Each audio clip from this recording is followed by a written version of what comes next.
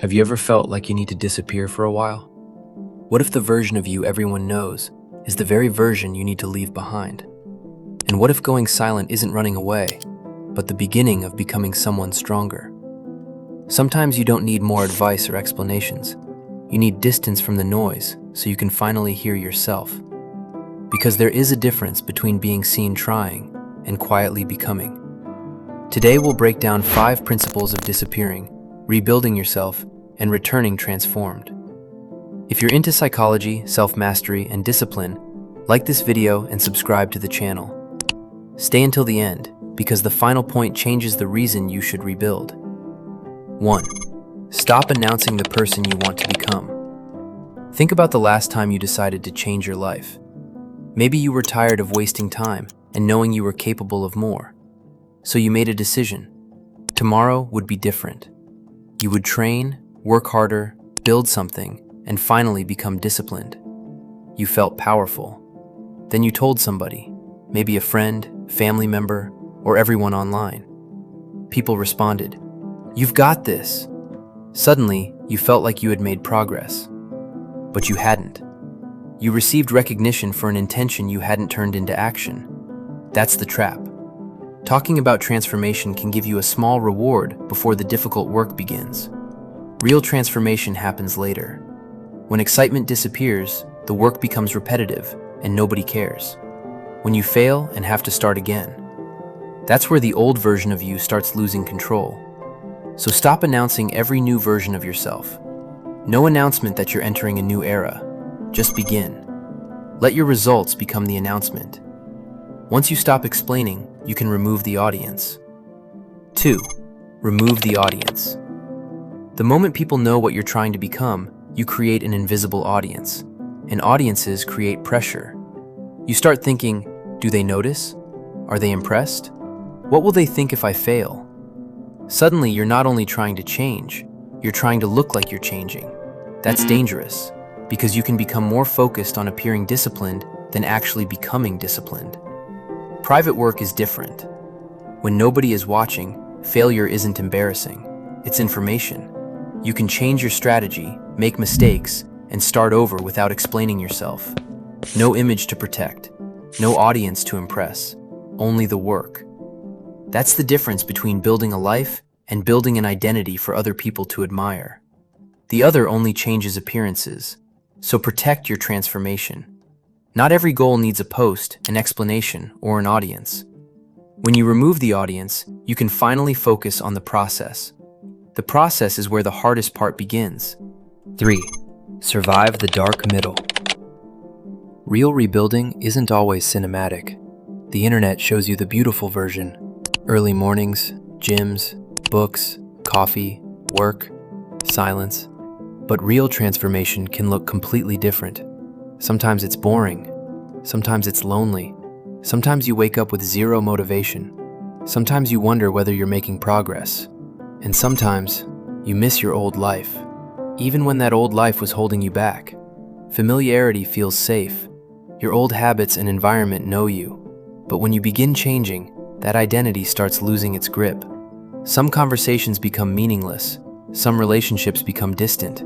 And suddenly, you're caught between 2 versions of yourself. You're no longer who you were, but you haven't become who you're trying to be. This is the dark middle, where most people quit.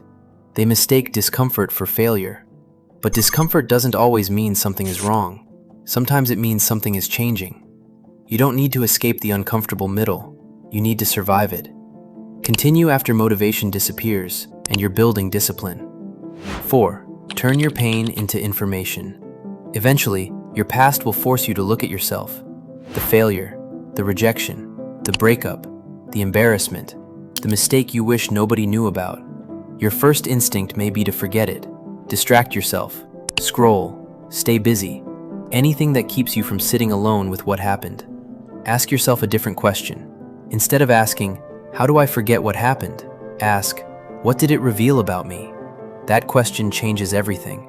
Maybe rejection revealed your dependence on validation. Maybe failure exposed your lack of discipline. Maybe losing someone showed you how much your identity depended on their approval. That's painful, but it's useful.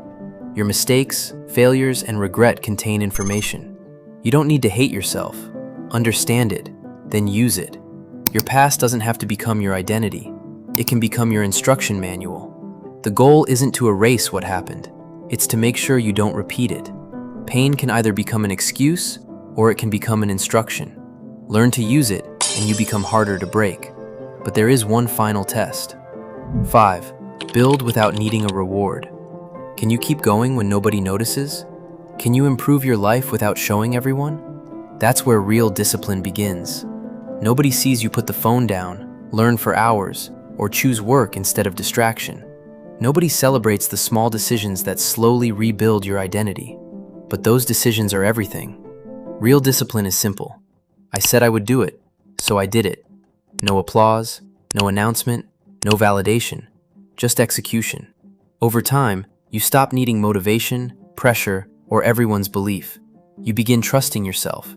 That's self-trust. And self-trust creates quiet confidence. Confidence needs no proof. But disappearing doesn't mean destroying every relationship in your life. You don't need to become cold or isolate yourself from healthy people. The goal isn't loneliness. The goal is selective access. Not everyone needs a front row seat to your transformation. You can have friends without explaining every move. If someone asks what you've been doing, simply say, "Just working on a few things and keeping my head down." Then continue. Protect your attention and what you're building. Give yourself a focused period, 90 days, 6 months, maybe longer, and measure yourself by actions, not likes, compliments, or attention. Every night, ask, did I move closer to the person I want to become? Not, did they notice? Not, do they regret losing me? Just, did I move forward? At first, maybe you wanted revenge. That's human. But if you stay in the process long enough, something unexpected happens. You stop caring. You no longer need their reaction, approval, or understanding, because the person you were trying to prove yourself to no longer controls you. You didn't disappear to make people miss you. You disappeared to meet yourself without the noise. You became silent because your actions became more important than your explanations. When you eventually return, don't announce it. Don't explain where you've been or tell people you've changed. Let them notice. Let them feel it. In your discipline, calmness, standards, confidence, and the way you no longer chase approval. The strongest transformation becomes visible. So if you're in that phase right now, don't panic. Maybe you're not lost. Maybe you're simply between two versions of yourself. Get quiet. Get focused. Stop performing. Stop explaining. Build when nobody cares. Build when nobody is watching. One day, you'll realize the silence was where you were rebuilt. If this spoke to you, like the video and subscribe for more psychology and self-mastery. Stay silent, stay focused, and keep rebuilding.